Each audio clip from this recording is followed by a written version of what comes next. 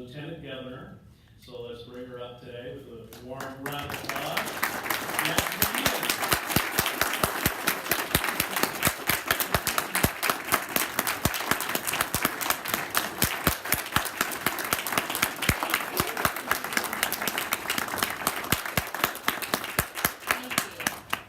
It's truly an honor and a privilege to be here with you tonight. Since the election, this is the first opportunity I've had to be before your Central Committee and have the opportunity to thank you, each one of you, and let you know how much I appreciate you and the work that you have done, not just for myself, but for many other Republican candidates on the ticket.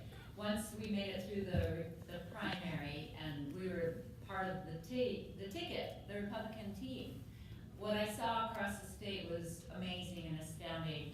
We knew that we could be successful. We kept all of our constitutional offices. One of them that was very contested, our superintendent of education, I had a competitive race and Governor Little had a competitive race.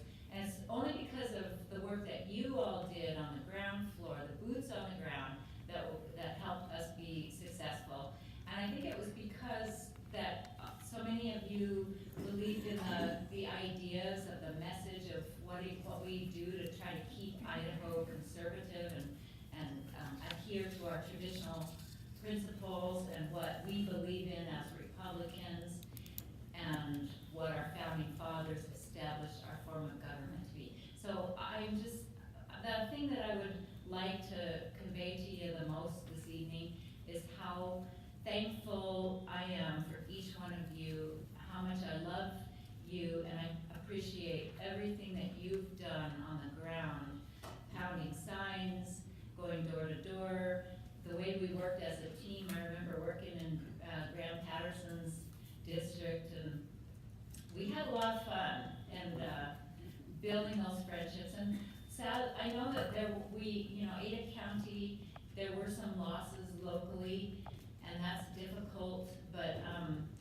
for those that step forward to run, I commend you, and I want to encourage you to not give up and not give up on those ideals that we love as Republicans.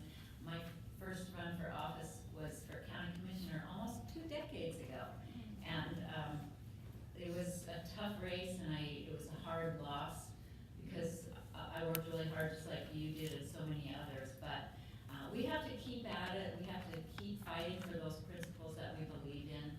And so and as long as you have a willing heart towards service, then there will be another opportunity that presents itself to you. So I want to offer encouragement to you all. And it's been the past couple of weeks serving as your lieutenant governor. I'm just focusing on settling into the office and learning the ropes of presiding over the Senate. And the senators, they say, you're doing a pretty good job. There's a few little things that you need some help with. And there's been some mistakes made, but then I say to my friends in the Senate, well, you make it easy for me because you're also well behaved. So I appreciate the decor and the respect that I've received in the Senate.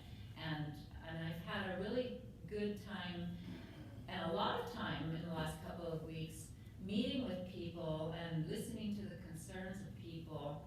And I'm going to be committed to you, the taxpayer, the voter, to honor our Constitution of our state. We have such a great opportunity in Idaho to lead out on so many issues in healthcare and energy policy, education, and that's what I'm going to do to work for you. And I believe that we have new leadership with new governor, new members of the legislature that are focused and grounded in the right principles of government. And I'm happy to work with our new governor, Brad Little, on some ideas of trying to streamline government, make government more efficient and responsive to you, the taxpayer. So a lot of things that he said, I see a lot of good messaging in that, where he wants to, repeal two new rules for every rule that the agencies proposed, and he's serious about that. There's going to be some gatekeepers placed over these agencies to do that. And then I know that our governor is also focused on providing grocery tax relief as long as we keep our government spending in check. And that is the challenge that we have in our state, because so many people are coming to Idaho to live because we have such a great standard of living and our principles are right, and people are fleeing from other states that have gotten too far out of line. I do believe that the challenge that we have in Idaho, because we're a growing state, is we do have a lot of demands on our services, especially in education and healthcare. But working together, your new leadership team and working with friends in the legislature, it's just a matter of truly prioritizing the needs of our state and working to keep our government in its proper role. So it's really a great opportunity. Thank you so much for inviting me to come talk to you tonight. Thanks for the time that you've taken away from your home to be here tonight. Thank you for all that you've done. And just can't want to offer my encouragement and support and gratitude for all of you tonight. Thank you so much.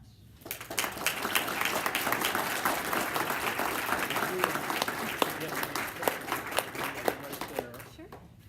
With my walking shoes on. So I see we have a photographer down there. Would you like to come up and help us get a great picture? Janice, we could maybe stand right kind of between the chairs there, facing the photographer. If you wanted to come up, and if you turn this way, Janice, we'll get the photographer up here. So we'll get everybody in the background. We need some more content for our Facebook.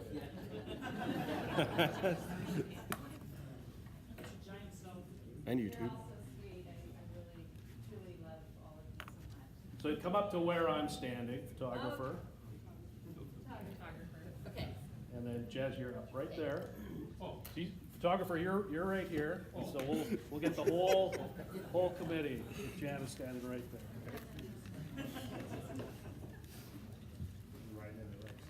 Do a test shot first. Does it work? Yeah. So Nice. do this. These lights aren't too kind. I'll go 2 angles, how about that? Looking with the lens, good. Come this way. Good. Take a couple more, here we go, good smile. Best smile of all the 10 governors in the country, right?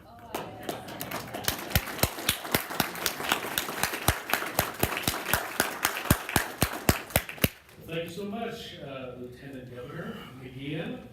It's going to be fun to be saying that over the next 4 years. Madam Secretary, did we get a few more people coming in? Mr. Chairman, we now have a quorum. Excellent. How many? 44. Nice. All right, so we'll go back to the agenda, which brings us to number 4, approval of the agenda. Do I have a motion for approval? Motion to approve the agenda, Matthew Jensen, 1708. Do we have a second? Julia Oregon, 2115. Julia, thank you. All right, all in favor of approving the agenda, say aye. Aye. Any opposed, say nay. All right, the motion passes. We will now move to item number 8, appointment of precinct committeeman alternates. So, is there any precinct committeeman here who would like to appoint an alternate tonight? Yes, Dawn. Don Salisbury, 2204. I'd like to appoint Sharon Den with my, she's right here. Can you spell last name, please, Tom? Salisbury, No, Sharon's last name, I apologize. Dowd, D-O-W-D-L-E. Sharon, would you like to stand up and introduce yourself? Hello, I'm Sharon Howell. I see a friend of face here already. I moved here from Alaska in 2002, and I live in Meridian. All right, well, thank you for coming. All right, all in favor of confirming Sharon to be the alternate for precinct 2204? Say aye. Aye. All opposed, say nay. All right, motion passes. Welcome aboard. Thank you for being here. Sharon, please come see me So you're entitled to vote at any meeting that your precinct committeeman is not at. Do we have any other PCs here who would like to nominate an alternate? Mr. Daly? Yes, Tom Daly, District, Precinct 2111. I'd like to nominate Patrick Cook as my alternate. Sorry, Patrick. He's been precinct committeeman in District 21 before, he's now in my precinct, so I got that as my alternate. Can you spell his last name for me, please? I'm sorry. CLAYTON. Patrick, please introduce yourself. Okay, yeah, like Tommy said, I was a Canadian in 2114 downtown. I'm in the mortgage industry, and I also serve on the board of directors by the Mortgage Lenders Association. And so I'm really involved in the financial aspect and the real estate industry. I'd be happy to put in some service and help where I can. All right, thank you for coming. So, all right, all in favor of confirming Patrick to be the alternate for precinct 2111, say aye. Aye. Any opposed, say nay. All right, motion passes. Welcome back to the Central Committee. Do we have any other precinct committeeman here who would like to appoint an alternate? Okay. We did receive an email from one precinct committeeman, Ben Barris, in precinct 1515, to nominate John. John, why don't you stand up and introduce yourself? I am John Juanita. I'm originally from Montana, but I first moved to Rexburg and then I came here for an internship with GOP and stayed put ever since. I'm really passionate about service and I also want to get involved in my local community and help you guys out wherever I can.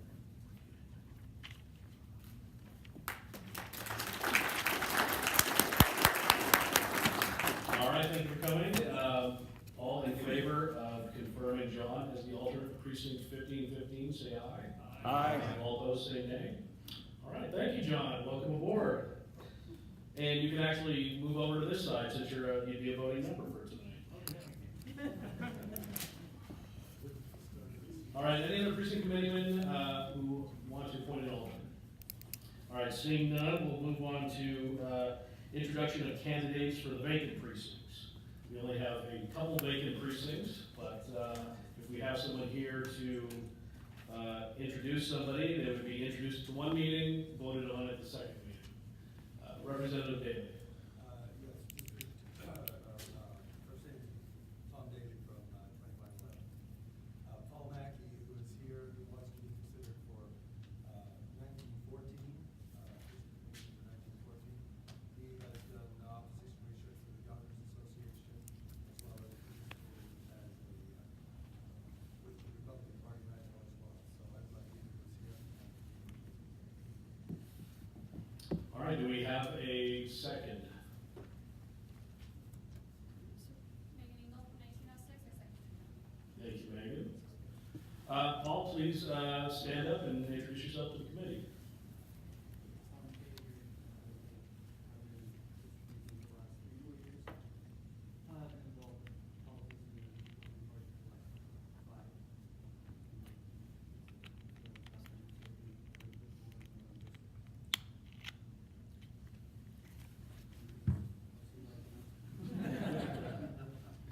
Well, thank you for coming. I know precinct 1914 this might even be precinct 1914 whereas now. Downtown is always hard to find people, especially Republicans. So we're glad to have you. If you come back at the next meeting, we have a quorum, then according to the rules, we can vote on having you fill the vacancy. So thanks. Is there any other introductions for vacant precincts? Okay, moving on to number 10. Were there any candidates introduced at a previous meeting who are here to be appointed to this meeting? Megan, no? Okay. Maybe we only have one outstanding. Hopefully we'll get her at the next meeting. Okay, we will move on to agenda item number 11. And we're going to give you a report from Legislative District 21 about the special meeting they had recently to fill the vacancy left by Senator Cliff Baird. So, District 21 Chair Bill Schuler, come on up. So if you read Ryan's email, he pretty much covered it. But on January 14th, last Monday, we had a special election to replace Cliff Bear. We had 5 nominees put up great speeches. The nominees put up great speeches, the candidates did, the seconds did. But in the end, we had 3 candidates that we submitted to the governor, and they were Regina Bear, who is my alternate in 2101, Greg Furch, who is PC for 2113, and Greg Gempler for 2112. It was an outstanding meeting, even though I was chairing it. And thanks to Justin and Bonnie for your assistance. They really kept me on track, as did Ryan. But I want to say that being part of that process, I remember when I first started as a precinct committeeman, they said our #1 rule was to get out and get the votes. I really took this serious and to heart. To me, this was the most serious thing I could do as chairman of a precinct, electing or being part of the election for our next state senator. And I'm very happy that we put up 3 extremely conservative candidates. So, and my hat off to the PCs, because out of the 17 members, we had 16 of them show up. So we really did go through the process. It was a fair process, and special thanks to the people who came that were not part of the precinct to help us do the counts and make sure that we were above board on everything. So that's it, unless there's questions.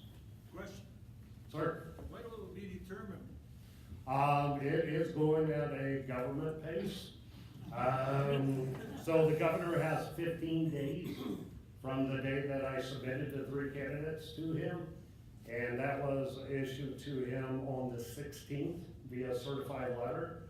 I did get a call from Zach in the governor's office today requesting contact information for everybody.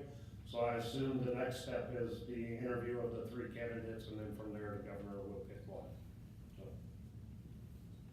anything else? All right, that's it. Thank you.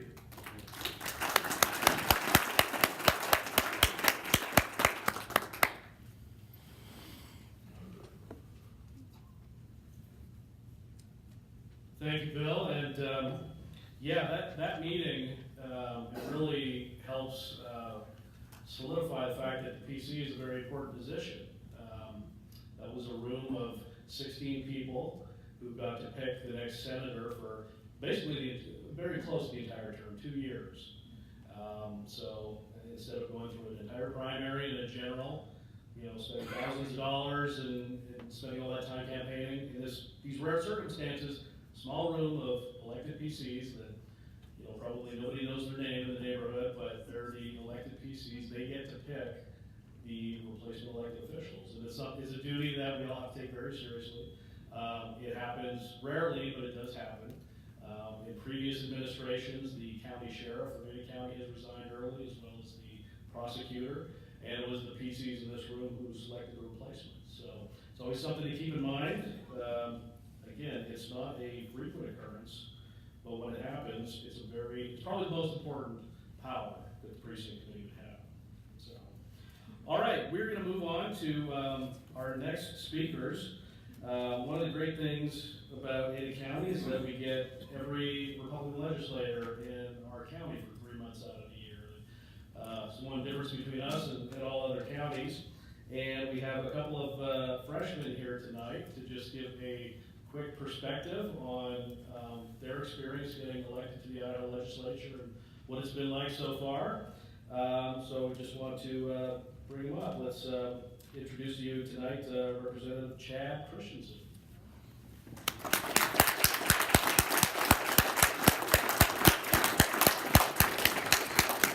Long time no see. Hi, it's good to be here tonight, and just want to first start off and thank all of you. I appreciate what you've done for me, and the resolution and the donations to my campaign. That is really well needed and really put to use to fight the establishment, for lack of a better word. It's been interesting this session. I kind of got into this thinking this is what I expected, and it's pretty close to what I expected, you know, the first couple of weeks, and, you know, I see the power dynamics and the push to control legislators but, you know, there's a few of us that stand alone in the cause of the Constitution and liberty, and we're gonna hold strong, you know, like Tammy and Lieutenant Governor, she's one with us that's passionate about freedom and the Constitution. You know, just recently, in Health and Welfare Committee, my Health and Welfare, Commerce, and Local Government, and you might have heard about the first week of session, we had a rule come forth regarding high school seniors and mandated meningitis vaccinations for high school seniors. And it came upon us real quick. I didn't have a lot of time to prepare for it, but I rallied the troops, I rallied Idaho Freedom Foundation, and Health Freedom Organization, and to fight this rule from being imposed on our high school seniors. And we had a good fight. We had some good arguments from Health Freedom, and Representative Green, myself, Representative Zollinger. We lost 7-6, and it was lost for freedom and liberty that day. You know, I believe it's the parents' choice to vaccinate your child whether you want to or not. You know, I have a problem with vaccinations, but it's a parent's choice. And my opinion, the government, health and welfare is strongly take the hand about what they're doing. Is they have these forms sent out to the parents of schools saying you need these vaccinations. If you don't comply, your child can't be in school. There's no clear definition on that form that these parents get exempt out of it. So to me, it's heavy-handed. Hopefully, we can get something in the Senate to kill it and stop that. Another issue we've been working on. Just today, there's this new issue of the birth certificates, the transgender and male and female. And so right now, Chairman Wood doesn't want to hear it in committee because he's afraid it'll be rejected and we'll have to spend money in lawsuits. But we're trying to push back. You know, there's a time we need to push back against the federal government. You know, we can't always just let the federal government keep on keep on encroaching on our government. We don't need to do what they want to do all the time. We have our own state sovereignty. So I feel we need to fight somewhere. And push back against the federal government. Some other bills I've been working on. I work with Alexander Kincaid to allow enhanced permit holders to carry in schools, which I want to promote teachers to be able to carry if they want to, not to be forced, but I want to promote training with law enforcement with these teachers, and just real simple, not real in detail, but kind of situations where where active shooter comes in, where they can defend their classroom and their children that are in that classroom. It's in the first line of defense, but it's the last line of defense, and it's determined too. All these gun-free zones are a target for these types of shooters, and I think it would just that possibility of these shooters coming on the campus, they'll know that there's a possibility of parents being armed, teachers being armed, and there's less likelihood of these shootings. So yeah, that's kind of what's going on with me right now, in this first couple of weeks, and it's been interesting trying to figure out the rules and how the process works, and it's drinking from the fire hose, which is true. But I enjoy it, and I'm gonna hold strong and fight for our human rights and the Constitution, and that's my goal and agenda, and I'm gonna hold strong to it. So, thank you for listening.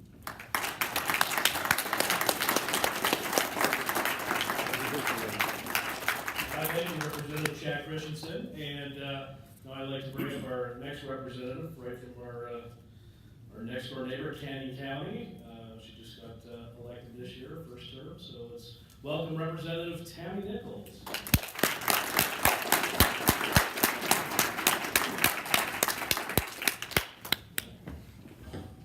All right, good evening. Thanks for coming out tonight. I just wanted to give a little report. Ryan wanted me to talk about what it's like to be a first-year legislator and some of the experiences that I've encountered. Just a little information about me is I work with a lot of different local and national organizations, and so I've had the opportunity to be at the Capitol on the front end of things and to be able to read bills and testify and do that sort of stuff. But now I have the opportunity to learn the back end of things, and it's much, much different than what you see on the front end of things. So I serve on 3 committees. I am on agriculture, revenue and taxation, and business, and I am enjoying those thoroughly. They all bring different perspectives and different aspects to the process, and it's been very interesting to learn on how much detail goes into not only the committees that I'm serving on, but the other committees that I don't serve on. And that we all have bills that we're working on that might not necessarily be from our committee or go into our committee, but that everything comes together and it all, we kind of all have to work together on the different bills and rules and everything that we're going over. It's very fast-paced. There's a lot that goes on in a short amount of time. And so you are constantly on your toes trying to figure things out and know where to go and who to talk to and where your bill is at in the process and who's on what committees and who's chairing what. So there's a lot of different bits and pieces that go into it that you're having to learn.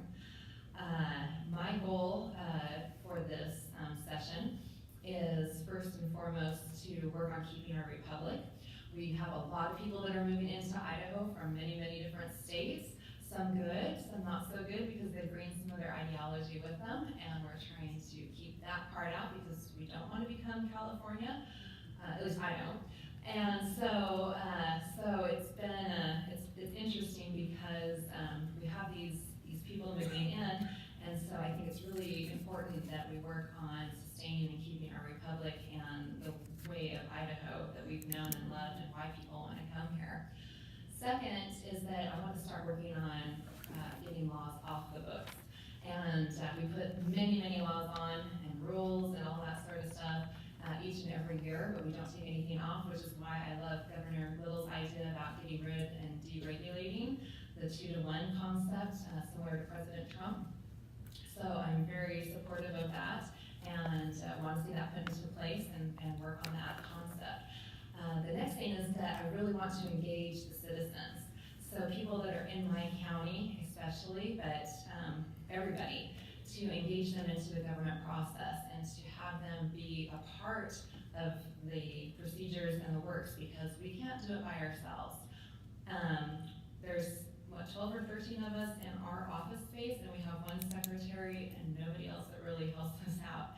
So we rely heavily on the good people of Idaho in both our districts and outside of our districts to be able to help us in keeping us informed and giving us information and helping us to look at bills and to figure out maybe some other ideas that we may not have thought of. And so I really want to make sure that people are engaged in the process and feel that they have a part and a role in the governmental system because it is all of us. The government works for us, we don't work for the government. So I think that's really, really important. So I utilize a lot of social media and try to get information out in that regard. And then next, like Representative Christensen was saying, working on maintaining our Constitution, both on our national Constitution and our state Constitution. Any bill that comes before me, I always try to make sure that it is constitutional before anything else because I feel that's really important. We hear a lot on how the Constitution doesn't have a place in our government system, that it's outdated and old-fashioned, that we don't need to adhere to it anymore, or we need to change it. But I really feel that it is a document that has worked really, really well for many, many years, and we need to maintain that and sustain it. So those are some of the things that I'm working on. Again, please be engaged in the work because we need everybody to participate and to help. We can't do it by ourselves. And we're only in there for 3 months approximately, and there's a lot that goes on in those 3 months. So the more that you can be engaged, the more that we're able to accomplish and be informed of. And so please help us do that. And thank you for letting me come tonight.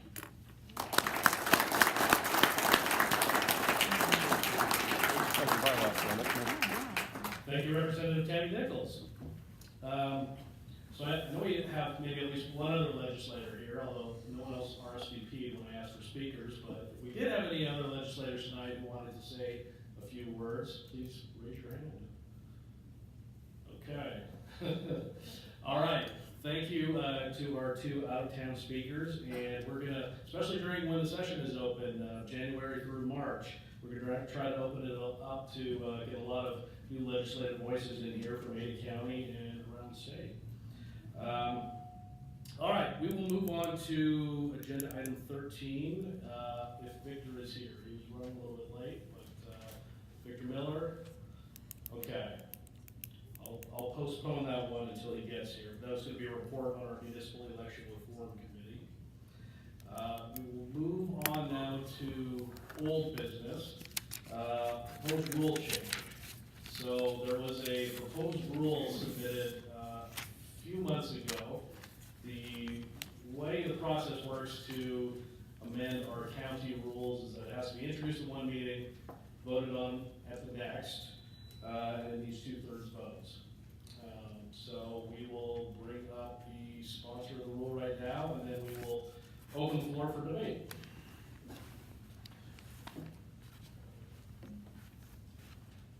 Thank you, Mr. Chairman. Doesn't make it any less true when I say it, but whenever I'm before any level of Republican Party body, I'm very lucky to speak. And in case y'all forget exactly what this is about, this whole rules convention thing, is that we have a lot of little problems, and getting any one of them fixed, there's this 2/3 wall that I keep talking about. And we can't just keep running into the 2/3 wall. And so what this rules convention thing is a way to have a door so that new rules or new fixes to things can legally immigrate instead of having to climb over it. So I've solicited a lot of questions. I solicited questions from y'all about this kind of things. One thing, well, actually, there's a few things that I need to mention about it, because there was a bit of confusion upon a certain point where what this actually is and how many people actually go to it. And this is a thing that is meant to be meant to happen only every 90 days. It can't happen any quicker than that. It shouldn't happen any quicker than that. You try to get enough people together as it, we have problems getting enough people together as it is. And there's one interesting thing that I thought, people thought it was a joke that I wrote in here. No, it's not a joke. And it was. Such convention is not convened when any major sports or media event is expected to be scheduled. And you think I'm kidding about that, but I love you all very deeply. I love the work we do here. But if the choice is between here and going to a Mountain West Championship game, perhaps I'm going right over there. I'm not going to give it a second thought. So that's actually a rule of practicality, where we cannot schedule this at the same time something else is going on, because maybe there's a Game of Thrones episode on or something. So that's actually a rule of practicality. Also, the two subsections about districts and the county and actually the region one as well. They're separate sections, and they are separate because, the county wants to send some itself. The districts might, also on top of that send some, and the region committee has the option to do that as well. Also, last one is that, I already covered that. But, this is just a way to improve our rules so that we don't have to keep doing this 2/3 stuff. Anyway. All right, thank you, Matthew. Hopefully you'll have a copy of the proposal in front of you. If not, there might still be some copies in the back. All right, well, the floor is open. Mr. Chair, Madam Secretary. might I address Mr. Jensen's proposal? Or Address it to the chair. Okay, well, and- no, I'd like to, propose some amendments to this, if possible. What I'm looking at is basically revoking Article 10 of our bylaws, is how I see this.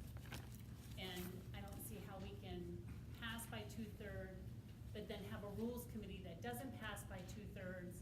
So does the rule committee then bring their rules to the central committee for 2/3 passage? Or is that negate the 2/3? So I'm kind of unsure as to how that's supposed to go, because if we want to amend our bylaws and have it not a 2/3 vote, then we need to strike out Article 10, in my eyes. Madam Secretary, are you asking a question or making a motion or both? I understood it as debate. Asking a question, I guess, so. if- Okay, so I'll direct that to the sponsor for 30 seconds. Well, if you look at the text as stated in here, there is nothing that strikes out Article 10. The Article 10 is the thing that says that we can amend our bylaws in the first place. The way that it currently reads is that we can amend it, and curiously enough, there is no actual limit on debate on that, as it turns out. It says you have to propose a rule at a meeting, and then and then you vote on it on the next. None of the proposed Article 11 negates any of that. There's either one process where you just propose it at a central committee meeting, and then it's voted on at the next, or if the chairman, under these proposed rules, exercises the option to call for a rules convention, it can then be submitted to that. It's a longer way around, but it doesn't have the 2/3 wall. We can vet it that way, to use the immigration parlance. So there are two very different parts to this, but they don't actually conflict with each other. All right, the floor is still open. Mr. Chairman, I have more questions, if no one else has one. No, go ahead. Mr. Chairman, a couple of clarifications. Section A, the precincts can send 2 delegates apiece. Section B, the central committee can send up to 19, which is one more than the precincts can send. I'm unsure of the language. Who picks those 19? Does that fall squarely on the chairperson of the central committee to select the 19 from the central committee? The way that it is voted, Mr. Chair, the way that it is worded is that each committee, the committees vote on that. So that the district committee votes to send such and such people, very much like we, in district committees, we send people via district to the state convention. It's that very same. It was worded specifically like that so that the committee votes on it. So you have to convene a district committee to send whoever you want to it. So that's section A, but section B, Is also, we would have to do that in such a meeting, regular or special. But that's the way that it is worded, is that this body would be sending 19 people. actually it's worded to say the county chairman Hold on, is the one who selects it. hold on. And all, must fill out the rules convention form and submit it to the chairman, be familiar.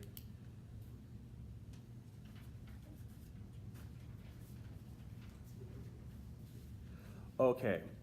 There does need to be a small clarification here, but and this is just like, and this is an oversight on my part, my apologies, is that the body votes on who to send, and then just like the state convention, people have to fill out that form and submit it to the chairman. Okay, my first motion then would be to amend section B to state that after the forms have been submitted, the delegates will be selected by the county committee, not by the chairman. Okay, we have a motion. Can you cite the exact section and Section subpart? Section 2, subparagraph B currently reads, the county committee is entitled to send 19 delegates itself, and all central committee delegates must fill out the rules convention selection form and submit it to the county chairman, be familiar with these bylaws, and be selected by the county chairman to be on a slate that the Ada County Central Committee must vote on. Ryan, can you put that on the projector for the people who don't have the slip of phone? Sure. If we had mics for the people that are speaking too. So I guess my clarification and my motion, let me amend my own motion, strike the words "and be selected by the county chairman." So that the slate would go, the entire slate would go before the central committee. So where it says, and submit it to the county chairman, or and be selected by the county chairman? Yes. So that would be struck? Strike "and be selected by the, well, not just, yeah, by the county chairman, By the central by the committee. central committee. Your name and district for, Patrick Avella, 2109.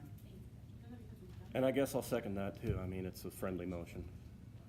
Okay, so basically switching county chairman with central committee. I guess my ultimate goal would be that the county chairman can't stack the deck and Yeah. remove people from the slate. And I was actually trying to do that, so thank you. Okay, we have your motion, do we have a second? Matthew Jensen, 1708, I'll second that. All right, debate on the motion? Mr. Chairman. Edward. Denver Dendinger, 1711. I think, and I don't know if we need to make an amendment or what, but I think we need some clarification on the slate. Because are we saying that 19, are we just gonna select the top 19 vote getters? I mean, how are we selecting these 19? I think we need some clarification on that part as well. And if someone would like to make a motion, I invite that. Matthew, did you have a answer to that? That was actually kind of, that was left kind of ambiguous because, well, there was actually kind of a little bit of argument with myself and people I was discussing this with, exactly how the Central Committee might actually do that. And the other big hiccup with that is also that such rules may not actually work if we don't send enough, because, you know, we also had this problem with the state convention where we were entitled to, 144, and we only sent about 80. So that is why that is like that. I guess if you have a solid idea as to how this body does that, I'll be more than happy to, you know, go along with any such amendment. Okay, we have a motion on the floor. Is there any other debate on the motion? Okay, seeing none, all in favor of amending, to put central committee in place of county chairman, say aye. All opposed, say nay. In the opinion of the chair, the ayes have it. So the proposal is amended. The floor is still open. I have a question, sir. David Haas, 1712. How is this different from how we're currently? Explanation there. Well, the big thing is that, I guess I should rise, is that there is no 2/3 requirement going through the convention process. That is to say that every time that a vote or decision is mentioned in these rules, is that it is only mentioned by vote. There is no requirement for 2/3 of any of the procedural votes or anything through that. Whereas with currently Article 10 that we actually have right now, there's the whole 2/3 vote thing. And so it's not supposed to be necessarily easier, it's just gonna take a lot longer to get to where it's going. I still need some clarification, I think. Okay. Mr. Chairman, Edward Dendinger, 1711. Edward. To the sponsor, can we just have a clear, succinct statement of what's wrong and how this language is gonna fix what's wrong? I think that'd be helpful. Mike, please. Ask the microphone.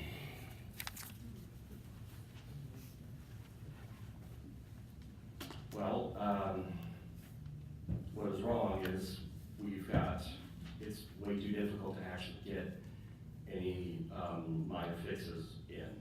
That's, I guess I should have clarified on that bunch, but, and I guess this isn't really to, applicable to now, but in previous times, this very body, it was a lot more procedural tricks and whatnot were used to derail improvements to the rules to the point where there are actually little things in here that might not actually be, yeah, as far as the current rules that aren't actually congruent with the state rules and little fixes like that. And the thing is that I could come up with like a couple pages of that, but I guess in previous times that was a lot difficult to actually do it all kind of like that. And people might actually have a problem with a bunch of little tiny fixes that don't necessarily have a whole lot of to do with each other, to be all crammed into one big rule change, and then, you know, because basically it's just too tough to amend the way that we do it now. Simplifying it? Yeah, well, making it removing the 2/3 requirement if you're willing to go longer. Randall. Mr. Chairman, I'd like to make a motion that we table the proposed rule change at this time so that we can maybe circulate this and think about it a little bit more, because there doesn't seem to be a lot of understanding of the need nor how this addresses it. And I think that if we go through this on a line by line manner, as late as it's getting, it could really push the speaker. So I think it's important. I would like to see that we take a more deliberative posture towards this. Thank you. All right, we have a motion on the table to table the proposed rule. Amendment or 1711, I'll second that. Megan Landon, 1849. Yeah. You made the motion, right? Right, we had a second, never mind. Right, thanks. Yes. Okay, is there any debate on the motion? Mr. Chair. Steve? Steve Buckner, 2206. Did you not already just amend this? Did you not make the amendment? Yes, the amendment passed, so the amendment up here, which is Central Committee, that's been incorporated. So the question that was before the body at this point is not related to the amendment? Right. Okay, thank you. Steve? T. Christian, 801. It seems that the terminology, little fixes, is ambiguous, you know, and it doesn't go into the specifics. I would like to see at least a couple of specific items that were trying to be fixed that couldn't, that this resolution is needed, and future debates. Thank you, Steve. Is there any other debate on the motion? Joel? Mr. Chair, Joel Robinson, 1603. What is the immediacy or need or cost if we delay? What will happen? To address probably the response. Well, I'll just take that as a rhetorical question right now. Do we have any other debate on the motion? Yeah. To answer the question, this was introduced 5 months ago. And not only that, I've been trying to talk to people about this very subject for longer. And to the point, as far as fixes that need to happen in the code, one particular example is Article 3, Section 5. That is an inherently toxic section and should just simply be struck in its entirety. But we shouldn't just willy-nilly do that. It should definitely have some discussion. I would actually like to see a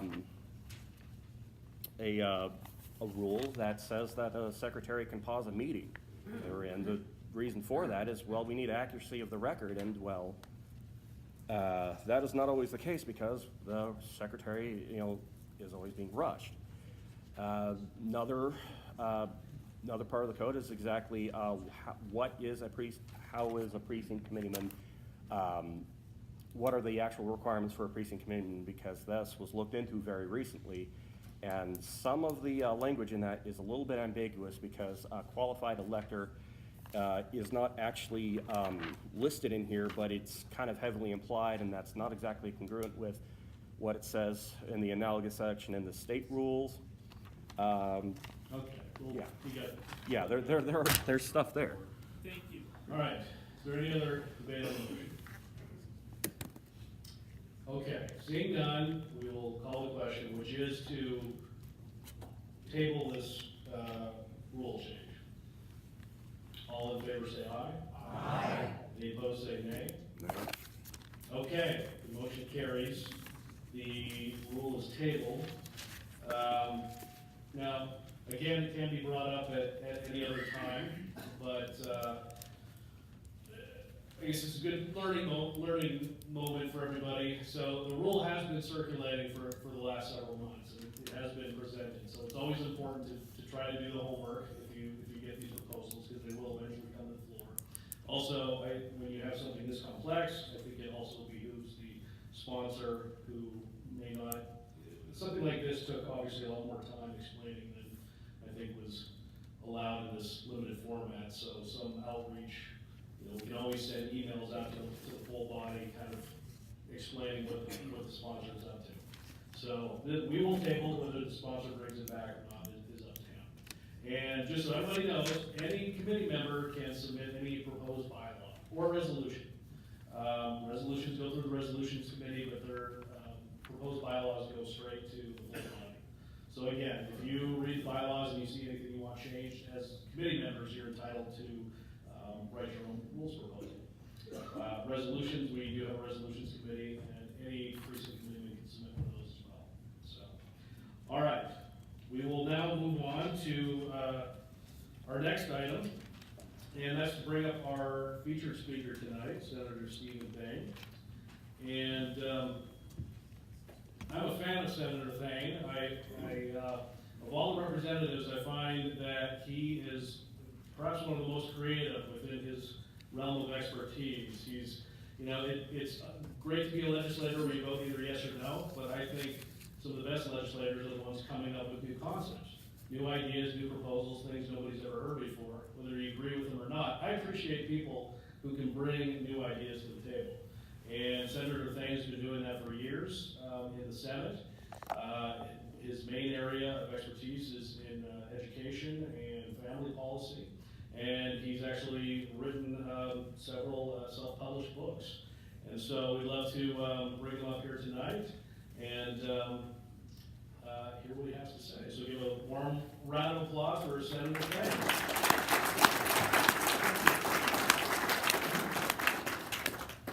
You mind if I use the projector? Go ahead. All right. I've got, I made 20 copies of the paper, and wow, there's a lot more than 20 here. Even if you shared, it'd be, I'll hand some out if you want toward the end. But, it's a great honor to be here this evening. I was very impressed visiting with Representative Christensen in the hall, in the tunnel the other day. He seemed to be very versed in vaccination issues, and you voted the right way, by the way. My name is Stephen Thane. I'm in my 7th term in the Idaho legislature. I was 3 terms in the House, and I'm in my 4th term in the Senate. I represent the largest district in the state of Idaho, which is 5 counties: Gem, Valley, Boise, Lemhi, and Custer. So my district is part of 2 congressional districts, so it's pretty large. I have 8 children. My wife and I have been married for about 40 years, 41, 42, somewhere in there, it keeps changing. And I was a dairy farmer for quite a few years. Then I went back in my 40s, went back to school, became a school teacher, Spanish teacher. And I would like to think of myself as a technician when it comes to government. So a couple of comments have been made here today about how we can keep our republic. So I want to go into a little bit more detail on what that might look like in our modern society. Because unfortunately, As societies mature, power tends to migrate from the individual and from families to institutions, including government, banks, and everything else. And I don't think this process has been fully identified, and we're certainly not, we haven't figured out how to resist that process. And I'd like to explain some ways to do that. But also applying some of these principles to Ada County, urban areas over time tend to go Democrat. That's what happens.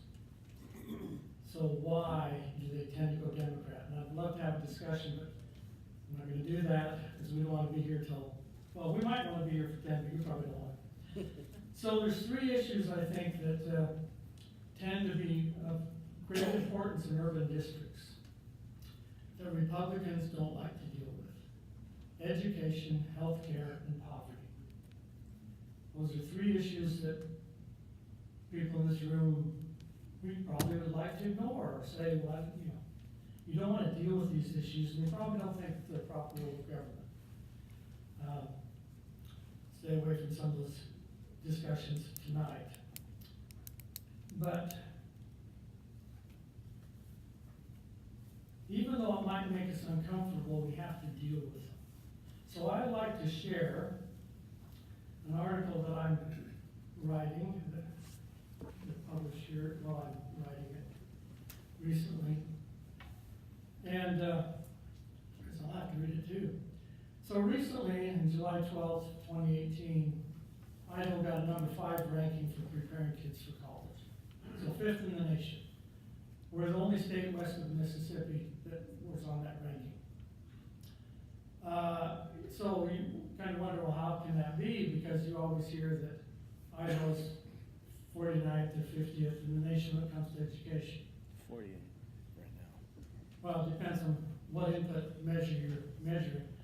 But the difference is we're low in inputs. So the cost per student, you know, those numbers are low, the wages of the teacher.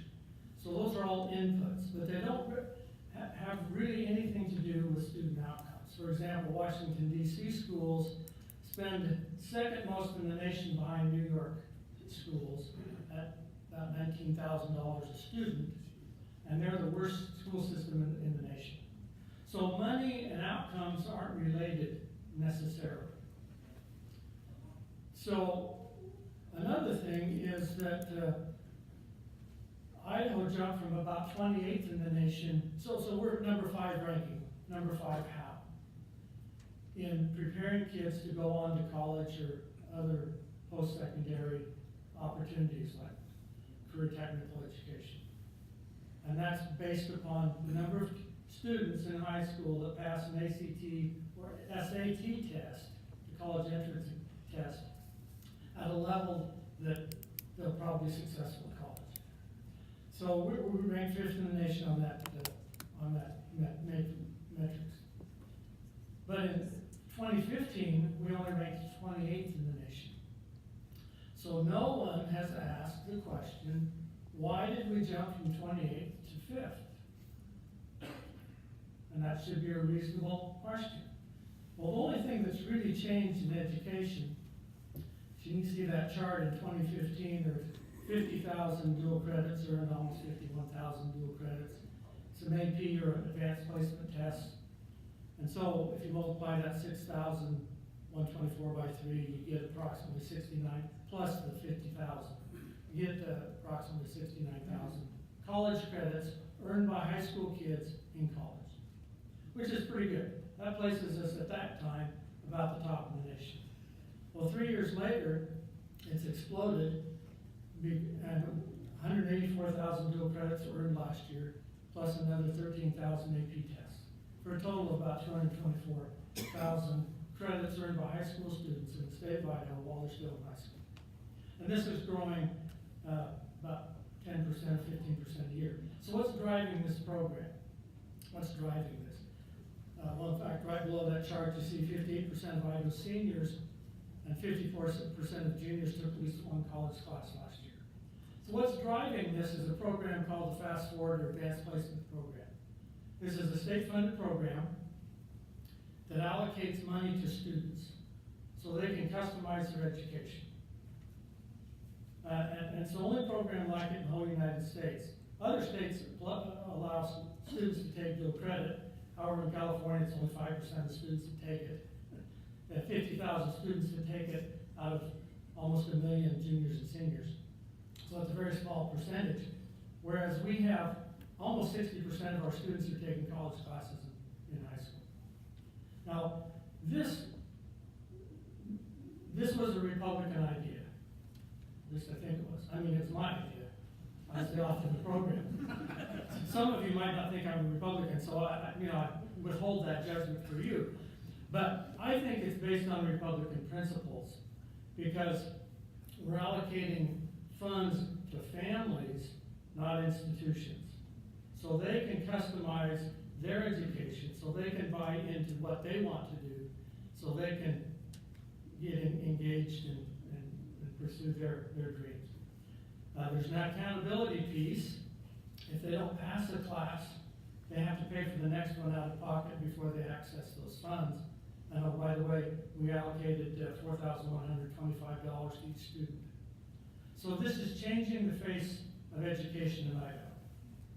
And I don't know if you're aware of it or not, but it is. It's changing the colleges, it's changing the high schools. The senior slump no longer exists for most students. And it's on, in the last year it cost $15.9 million. It's on its way to about $30 million. When we hit somewhere around 2023, I'm predicting we'll have the highest ranked education system in the United States. Now why this is fascinating is these are the top 10 states. Idaho spends quite a bit less than the rest of them. So if Idaho, using what I think are some solid, family-friendly empowerment of student principles, and we can elevate ourselves to number one because our students are doing so well, and yet we're spending so little, that's going to change the debate in the country. It's also going to protect us from some Democrat policies like the Democrat hopefuls for presidency are all promising 4 years of college education. Okay? That'd be very expensive, a lot of waste, not much accountability. We're offering 2 years of college education to our students in Idaho right now if they do it in high school.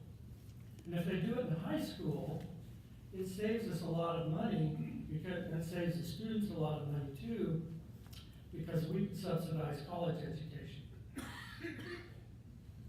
You know, if they go to college, we're subsidizing that education also. So if they're in school 2 years less, we just cut down how much we're spending per student.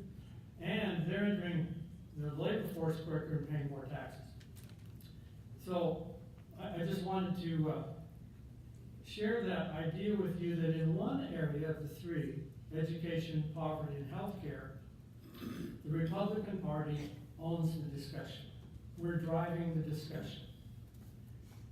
The basic problem I have with liberals is when they see a problem, they want government to do something about it. The basic problem I have with conservatives is when they see a problem, they want government to not do something about it, or to do less. Okay? And I think that's the wrong paradigm altogether. The question should be, what can we do to empower people to solve their own problems? We're stuck in this paradigm that doesn't lead us anywhere. We're fighting over things that don't really matter. It's not government so much, it's what people are doing. If we focus on students like we did with advanced opportunities and creating a structure where they can succeed, we're all better off. The same thing can happen with healthcare and poverty programs. So, what problems do we face? One of the most serious problems facing young people, especially in urban areas, but everywhere, is poverty. When you start as a young person, you start kind of poor. And the flip side of that is, the opposite is to have sufficient income. So poverty is caused by lack of self-generated income. Yet, our poverty programs, especially from the federal level, are based on the idea that if we give people things, poverty will go away. That's a false assumption, and we all know it. Everybody on both sides of the aisle know it. But we haven't taken the offensive to say, how are we going to solve this problem? When it comes to education, poverty, or healthcare, what are we going to do? Education is one of those tools that we can use. You know, in our state constitution, we're required to have a public education system. So we might as well use it to our best advantage. But the goal should be to help these young people enter adulthood out of debt and productive. Out of debt and productive. So we need, if we focus on production, that's a real aggressive, offensive strategy. Listen to Democrats. In fact, I've got a story from the Health Education Committee the other day. Bill Russell got up and talked about teaching economics to second graders. And they had a picture of the Mayflower with a bunch of different boxes like vegetables and fruits and food and winter clothes. But the problem was you couldn't take it all with you. You know, they're leaving, the Mayflower's leaving Holland and going to wherever they went to. Some of you probably know. And it says, we're teaching the first lesson of economics, and that is there's scarcity. The second real lesson is prosperity is a function of production, not consumption. But when you listen to the Democrats speak, they talk about consumption. They talk about, they don't have a real understanding of production. So a lady came up in the education committee, and she said, our local school district had to cut the band program because they need another school counselor. Why can't we have it all? That's the whole point. We can't have it all. At least not by taxing people and redistributing wealth. So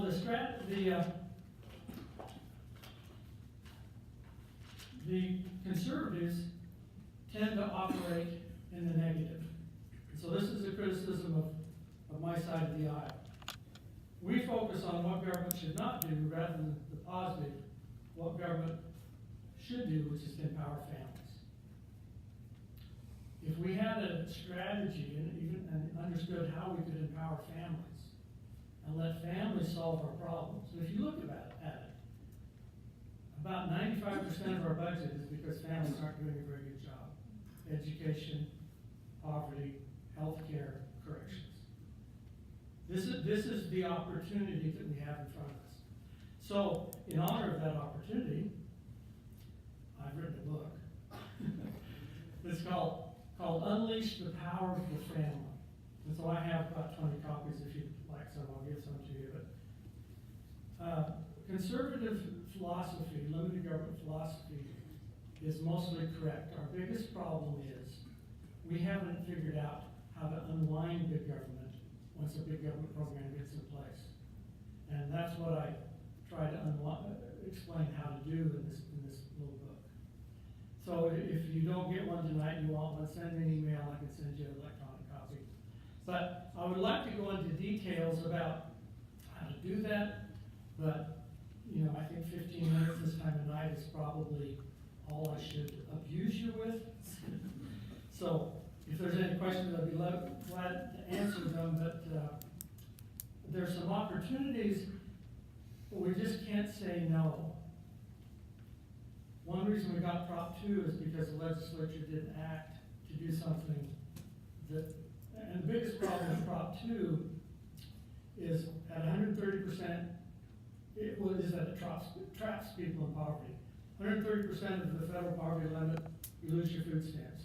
138%, you start having to pay premiums, co-pays, and deductibles. And so, working with the poverty people here in the Boise area, they tell me that a person needs to be up to almost 180% of poverty before they can really start going. So we've got a gap between 130 and 180 where we're trapping people. Most of these people will be in urban areas if we don't address this gap issue. And the way to address it is to help them pass through poverty so they can become tax-paying citizens like us. And so that's an opportunity, but typically we haven't thought about those issues because, well, our paradigms haven't allowed us to. I'm suggesting we need to consider those discussions. So thank you very much, Ryan, for inviting me, and Does anybody have any questions? Yeah, David DeHaas. So basically what you've proven to me is the theory that I've had for a long time is that if you can get 2 years of college done in high school, the colleges are like a big bloated government ship, and they keep making the ship bigger and bigger. With reality of the technology today, and even when I was there in 1976, half the college was a waste of time. There's all these filler classes.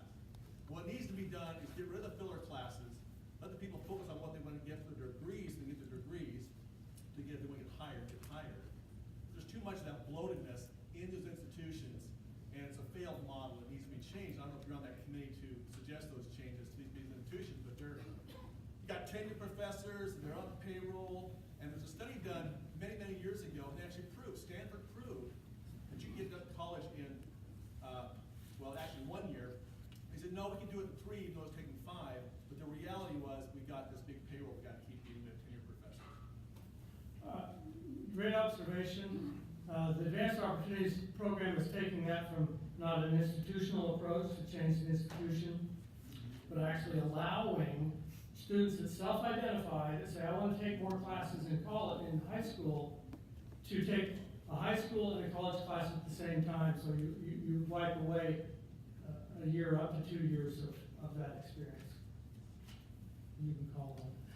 Megan. Hi, Megan Mitchley, Secretary. First of all, thank you for your service. We really appreciate you being on the Education Committee. My son is one of the juniors that is using the dual enrollment credits. I do just have a couple questions. There was an article today in the Idaho Press. It's Betsy Russell, who I normally don't read, but I did read this time, saying that College of Western Idaho takes 30% of their current students are the dual enrollment, yet it only gives them a 14% pay in their tuition. CWI, 50% of their college students are 17 and under enrolled in dual credits, yet they are only 4.6% of tuition reimbursement.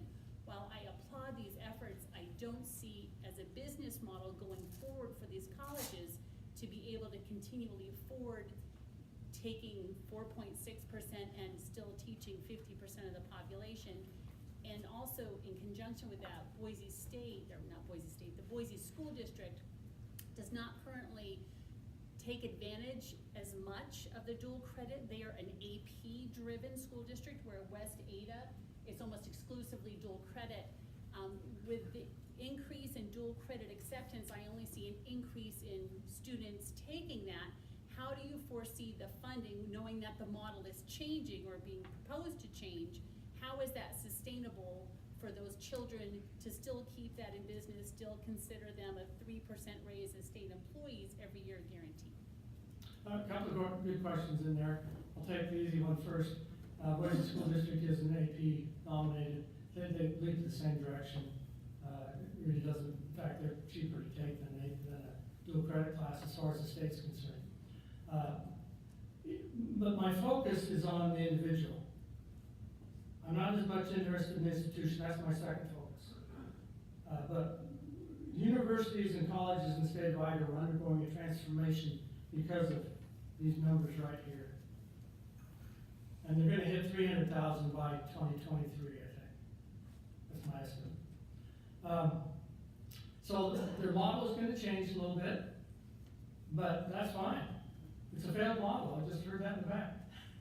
But my focus is on students. If you've got a student engaged in something, if they're going somewhere, they're less likely to get pregnant, to take drugs, get all sorts of different problems. The number one preventative thing we can do to help kids is get them engaged in something. This is allowing them to do that at a younger age. So the benefit is on the student side. There are some things that we can do to help community colleges if they need it. We could pay them $10 a credit more or something, but We don't want to lose the incentive piece that we have for the students, because that's really what's important. The money is a little secondary. If they need a little bit more money, we'll kick in some money. Steve? Steve Kimball, you mentioned Prop 2. Yes. I was on the subsidized Obama healthcare this last year. My wife had some medical issues. I don't think that the people of Idaho really realize what they voted on, because you have to meet $6,500 in deductible before you get any insurance, even though you have subsidized insurance. And that's out of your pocket. And if you're poor, you're still gonna be on the county dole, because if you can't afford the deductible, your insurance doesn't pay until you hit $6,500. So the issue here, let me follow up on that a little bit, is Medicaid will go up to 138%. Up to 138% is basically free. You don't have any co-pays, deductibles. But when you hit 139%, that's the cliff I'm talking about. And that's what we need to address, because then we can retake the high ground and say, we don't want people stuck in poverty. Why would we want anybody stuck there? Let's help them pass through and get to a point where they're up to 200, 250, 300% FPL. There's a gal over here. Megan? So, I wanted to do this work. I was a product of a similar program as you were talking about in Washington State when I was in high school. I dual enrolled, and it was a blessing for me, because I didn't even go to high school anymore. I just went full time to the community college, and I literally walked a week after walking for high school. I walked with my associate's degree, and I was paying for college all on my own, so that was fantastic. It was a 2-year free ride scholarship. I transferred to a 4-year university, and I finished my degree in 2 years, and my husband took 8 years to do the same degree. So that was incredible. Also, what I'm Are you smarter than your husband? No comment. Also, what I'm hearing you say, though, is this paradigm shift, and I want to make sure that I'm understanding this right. You're talking not just about education, though. You're talking about with healthcare and also with just poverty in general. My husband's philosophy is that part of why we see that we go more democratic in city limits is because we see it. Where you're out in the countryside, you know, you have an acre or two between you and your next neighbor. But you know, this concept of, and like what you said, that prosperity is a function of production and not consumption, that we're really trying ultimately, because I mean, I've had that great experience, and I had my 4 years under my belt with like $10,000 of student loans total. But I was going through school just to go through school.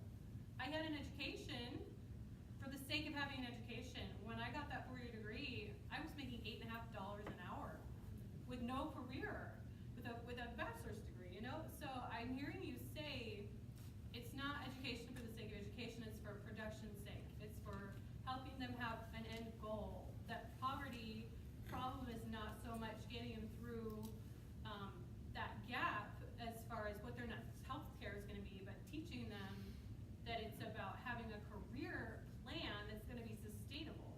I think that maybe we would agree here. I've seen that's the biggest issue is these kids are like, yeah, I'm going to go to school, and then they finish and like, then what?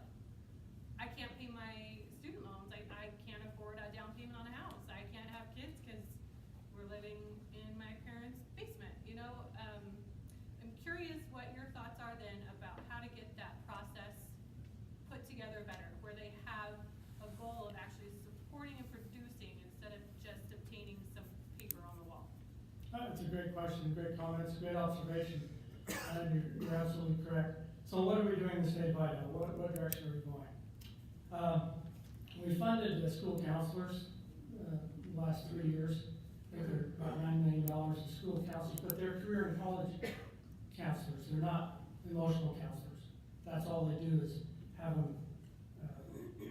But what has allowed those counselors to really engage the students on a meaningful level is they go to them and say, you've got $4,125 that's available that you can use. And they say, well, how do I use it? Then the discussion begins. Well, you can use it this way to take summer classes if you're still in 8th grade. You wouldn't take college classes, but you could take high school classes to clear up your high school schedule for more college classes. Then if they say, well, I want to take this college class, and say, well, why? What are you gonna do with it? What school are you going to go to? But really where we're going right now is we're trying to make some of these advanced opportunities monies available for career technical education. Federally funded, or not federally funded, but federally registered apprentice programs. 16-year-olds can start entering those. Another bill that we're considering, we haven't introduced it yet, but if a student can pass the ACT or SAT test at a certain level, the rest of their high school is waived, and they can either focus on CTE, or they can focus on what classes they want to go to, if it's medicine or accounting or whatever it is. They can stay in high school and do that, or they can leave and go to community college campus.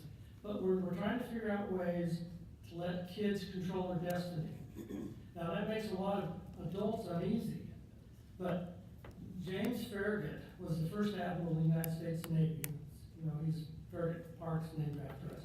He was in his first battle at age 9, where someone had his head blown off and fell on him in the hull of the ship, and the captain yelled down, "Are you all right?" And he says, "Yeah, bring those fuses up here then."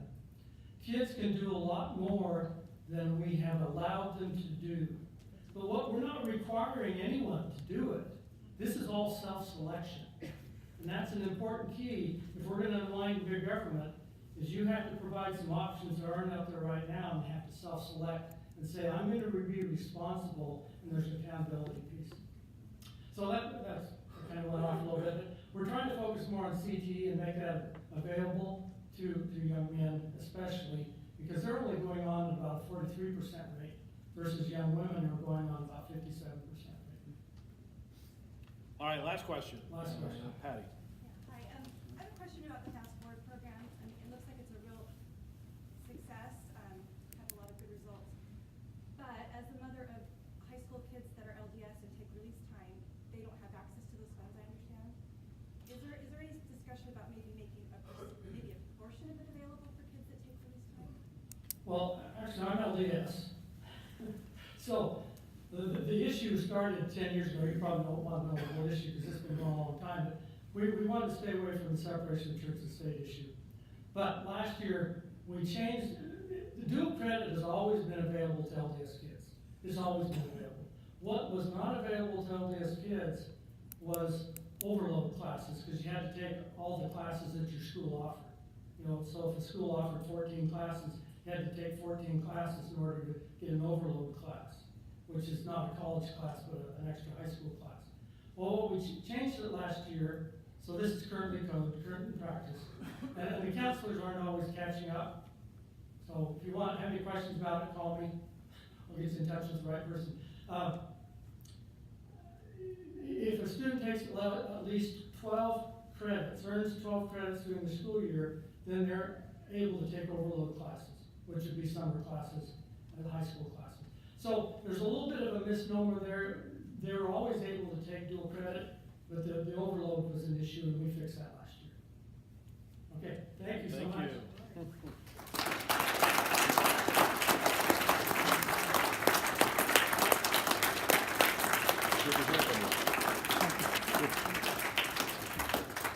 Thank you. And Senator Thane will be sitting at the back table there. He's got some copies of his books, limited numbers. If you'd like to grab one, get it autographed, he'll be back there.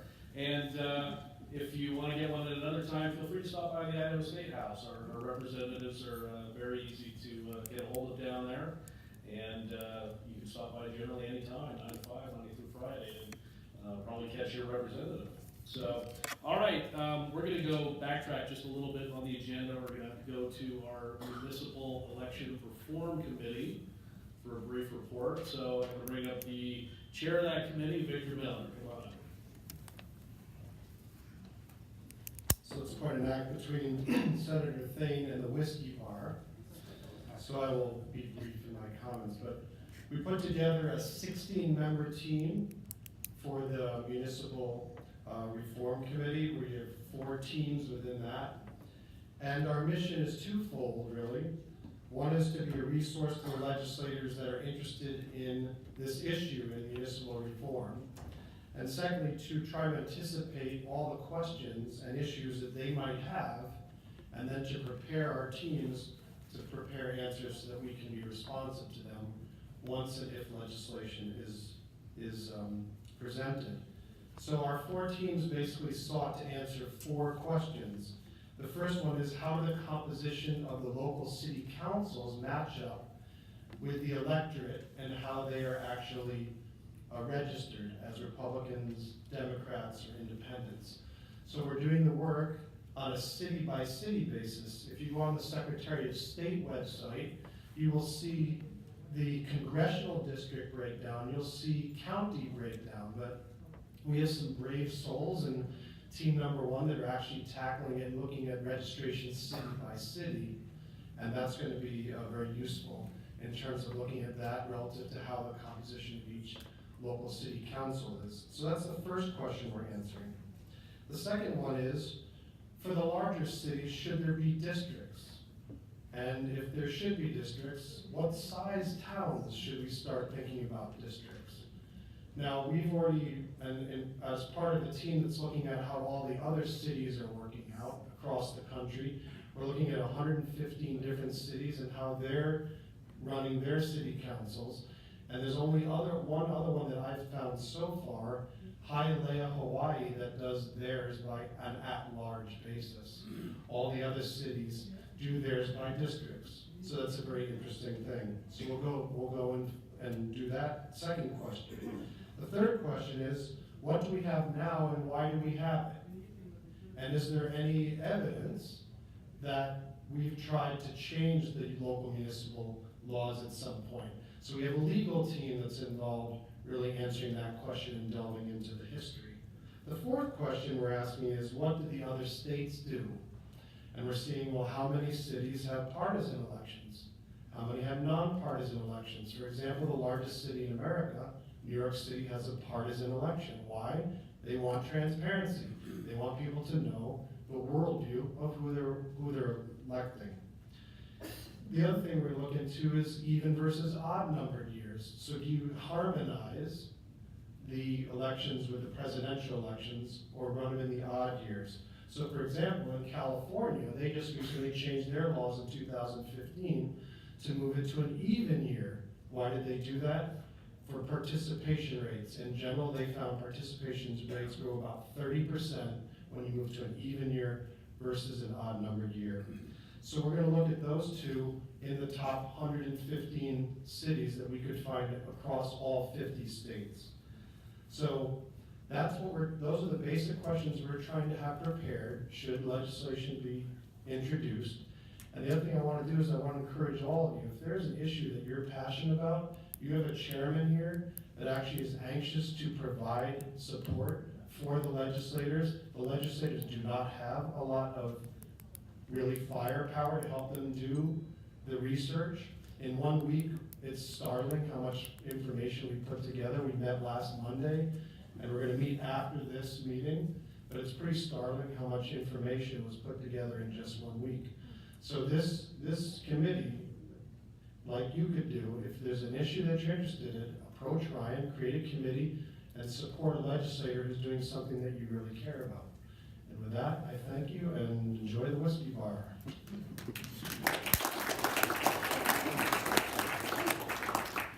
All right, that's a great segue just to start thinking about potentially finding candidates for the city elections. So it's very likely we will still have regular city elections in November of this year. We're not just talking about Boise. Remember, we're talking about Eagle, Meridian, Garden City, Cuna, Star. We need more Republicans, good Republicans running for these seats. I know for a fact there's one solid Republican candidate, Meridian, who's not running for re-election. That's Ty Palmer. To the best of my knowledge, that's what I've heard. So there will be an opening. It's always easier to run for an open seat than against an incumbent. So if you've ever thought about running for a city race, or if you know somebody who might make a great candidate, now's the time to get the discussion going. We always get to this pinch where we're trying to recruit people at the last minute, in September or something, and they're trying to put a campaign together for them. We need to start early, so please be thinking about that. Okay, we're going to move on to just some quick business items. So I'll just try to be brief, but the new year's here, we need to sort of map out our strategy for the party over the next year. And of course, some of the big things are the Western Idaho Fair and our parades. And so we're gonna be looking for volunteer help for parade stuff and Western Idaho Fair stuff again. So please be thinking about that. At our executive committee meeting, we discussed fundraising events. And the thought was probably do a big event maybe in September. That gives us a little bit more time to plan if we are going to do another kind of a banquet. Obviously not a Lincoln Day, but some other banquet that can help raise money for the party. And so, of course, we'll be looking for more help to get that going. We might do a smaller scale event summer, maybe barbecue, maybe something in conjunction with Republican women. Just something more family friendly. And then of course we had the big State Central Committee meeting in conjunction with the Governor's Ball. How many people here went to the inaugural ball this year? Okay. The State Central Committee was, so we had it at the Grove Hotel, or sorry, the Voice Center on the Grove. It's the first time it's been anywhere but the Riverside for as long as I can remember. I had the privilege of serving as the Resolutions Committee Chair, and so we debated several resolutions. Some passed, some didn't. I got to lead the debate, or moderate the debate in front of the full body. There were also several very important rules that were passed.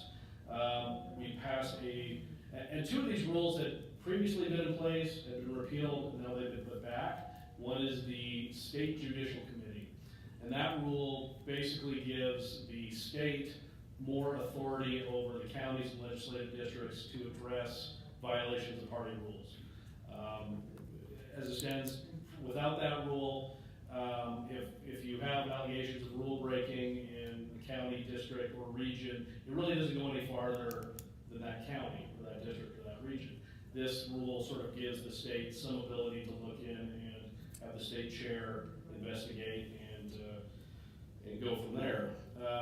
They also reinstituted the rule that is known as integrity and affiliation, which is essentially our platform questionnaire rule, which says that any candidate running for office as a Republican would receive a copy of the state Republican platform in the form of a questionnaire, and they're requested that they simply note which parts of the platform they agree with and which they don't agree with, and then that would be placed on the state party's website.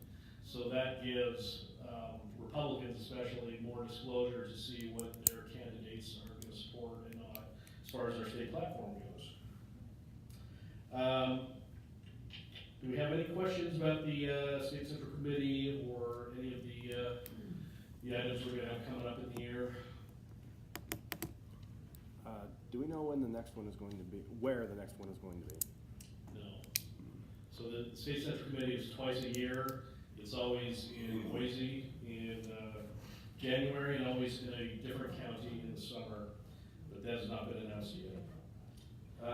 All right, do we have any announcements?